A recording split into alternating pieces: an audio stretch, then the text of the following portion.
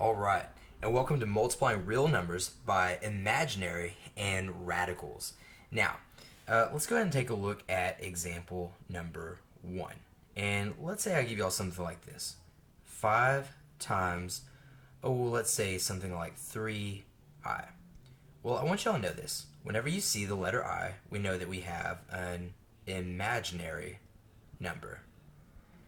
And I apologize if my writing looks a little bit off. I left my nice stylus at the school, so I'm kind of using a backup one right now. Now, what's 5 times 3i? Well, how do you multiply a real number times an imaginary? You simply multiply the coefficients. Almost like you're doing 5 times 3x, well, 5 times 3i is simply 15i.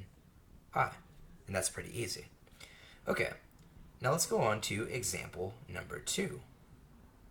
What if I were to say something like 5 times 3 square roots of 2. Well, remember, anytime we have a root, this is going to be something that's called a radical. Or, not only is it a radical, and actually an even better way of expressing this is it's an irrational number. Remember, it's irrational because it's an infinite decimal that never repeats. So how do you multiply something like this? Well, the same thing. You simply multiply the coefficients. 5 times 3 will give us 15 square roots of 2. Alright, y'all, let's go ahead and try some more examples. Where's my pause button? Okay, let's go on to example 3. Here we have negative 3, which is a real number, albeit a negative real number, and here we have 2i, which is imaginary, and negative times a positive is a negative, and negative 3 times 2, of course, will give us 6i. Okay, so negative 6i is our final answer. Okay, y'all, well, what about 8 times 7? If you want to stump any student in the hallway, simply stop them and ask them, what is 8 times 7? And 8 times 7, of course, will be 56i. We just attached that I. It's along for the ride. Okay, what about 3 times 4?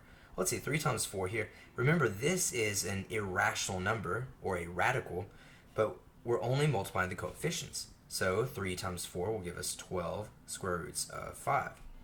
And at this point, I think you should feel pretty confident. 8 times 7 square roots of 2, we're simply multiplying the coefficients. 8 times 7 will be 56 square roots of 2. Right on up here for example 7, negative 4 times negative 6i. Well, guys, always take it step by step. A negative times a negative is a positive. 4 times 6 is 24. And of course, the I is just along for the ride. Lastly, guys, we have example 8, negative 9 times 10 square roots of 3. We have a real number or a rational number times an irrational number, and a negative times a positive will give us a negative. 9 times 10 is negative 90 square roots of 3. I hope this helps, and I'll see y'all in our next video.